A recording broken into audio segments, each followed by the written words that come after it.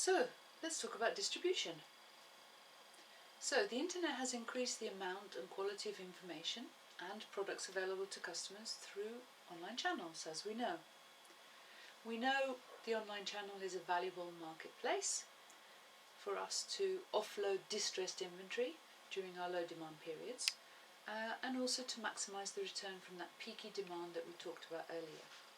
So this raises the need for us to use retail strategies to attract, retain and convert online browsers. So online distribution channels maximise sales opportunities by placing tourism products in front of consumers conveniently. So these are the topics for the rest of the session. So there are many opportunities that arise when customers go online. According to some research, only 16% of customers know exactly what they want when they go online. Very often we're sitting on a bus, it's raining outside, so we go onto our mobile phone and we start to dream about our summer holiday, or we start to look for deals because we would really like to get out of this city and go somewhere else. So that's what we start doing today. So only 16% of customers really know exactly what they want. So there's a lot of opportunity to convert lookers to bookers when they're browsing online. So most go online with the idea of a destination, but we can, in terms of an idea of a destination, that is, I want a beach holiday, I want a city break, I want to go skiing, but they don't really know, or they haven't really decided where exactly they want to go. But they do have a budget, and they do have a kind of date they'd like to leave, and they do have a length of stay in mind.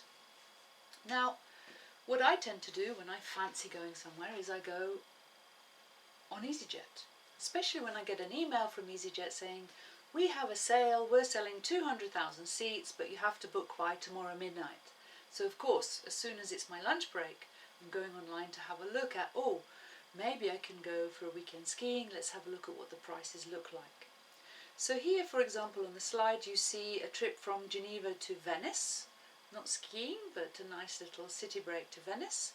And here we see EasyJet has actually given me very clearly an indication where the lowest price is. EasyJet has also shown me how long ago someone else booked the same kind of seat that I'm looking at.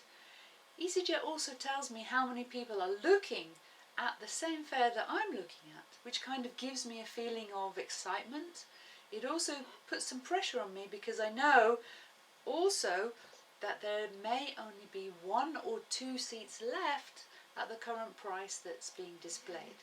So this is a fantastic example of a retail strategy and how that retail strategy is going to really convince that customer to go and buy now, even when they're perhaps only in the dreaming stage of their trip away. The next slide is having a look at the example that we see on booking.com. So when we go on booking.com and we're looking for something, booking.com already has a fantastic way to display all of those attributes that they believe are very important for customers. For example, breakfast included, free Wi-Fi, it shows lovely pictures of the destination, but also, as you'll see on your slide, they also give us messages that convince us to book, because anyway there's no risk in booking now. So even if I'm not really sure that I want this particular flight or this particular hotel room, there's no risk to me booking, because as we see now it says, well, book now and pay when you stay, and free cancellation. So I don't need to worry, I can straight away book at the price I can see online now. We also see some information about how long ago somebody made a booking in this particular hotel, and again we see how many people are looking at the hotel at this same moment in time. So we might be a bit worried that if we don't book today, when we come back, this product or this price might not be available anymore. We also see information about free cancellation, and that as long as I cancel before the 28th of June, I don't need to worry about my credit card being charged. And I also see it says book now, it only takes 2 minutes, so I know, well, if I only have 15 minutes left on my lunch break, I know there's still time for me to complete this booking. It tells me I'm going to get my confirmation immediately, and it also tells me that I don't have to pay any booking fees. You know, sometimes we have these hidden fees that appear just as we're about to click book now.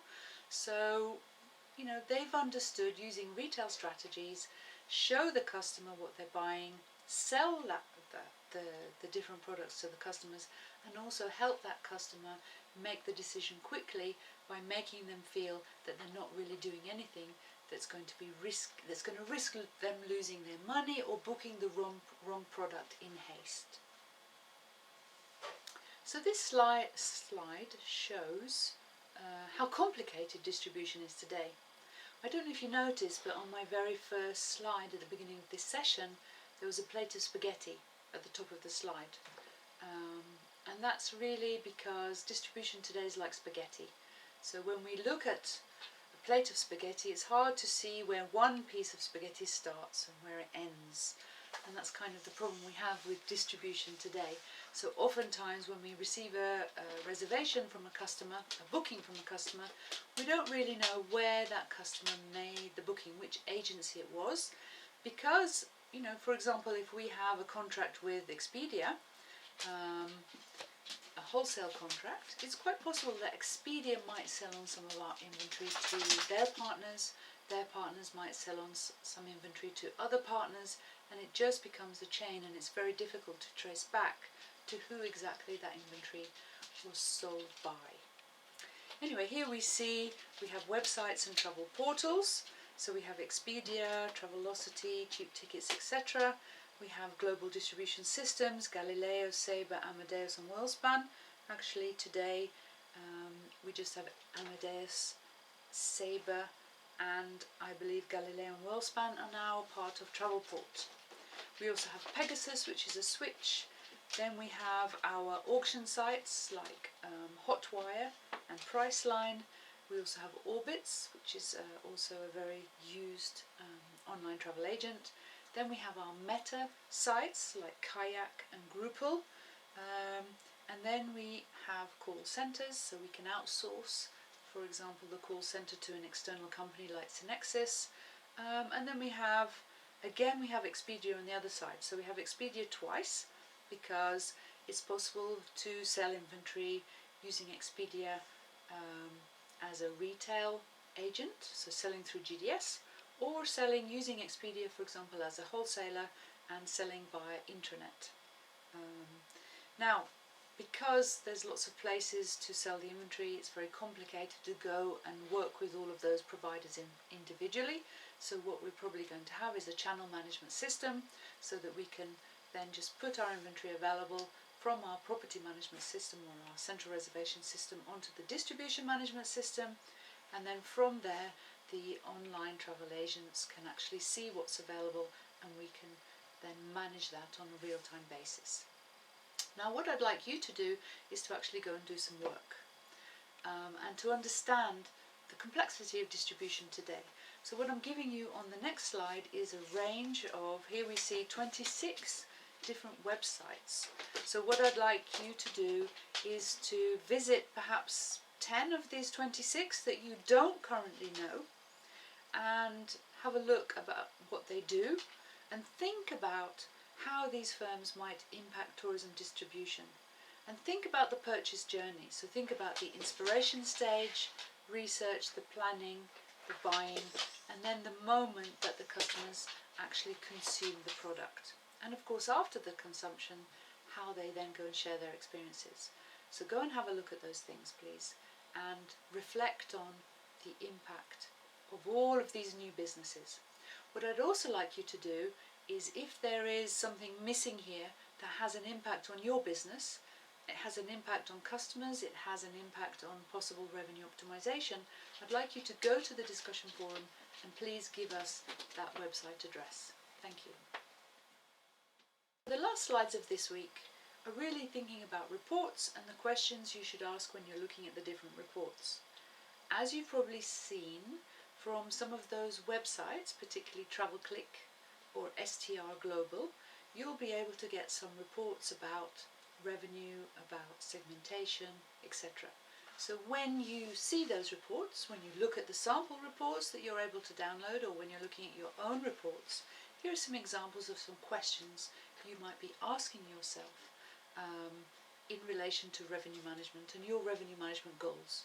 So here we see the report about market segmentation. So the questions to ask would be: which segments performed well, why, what caused this, which day had the highest occupancy, is this our normal day of the week pattern, if not, why not, which day had the highest price, where did we have the highest occupancy, and can we see any results of strategies that we implemented during this period.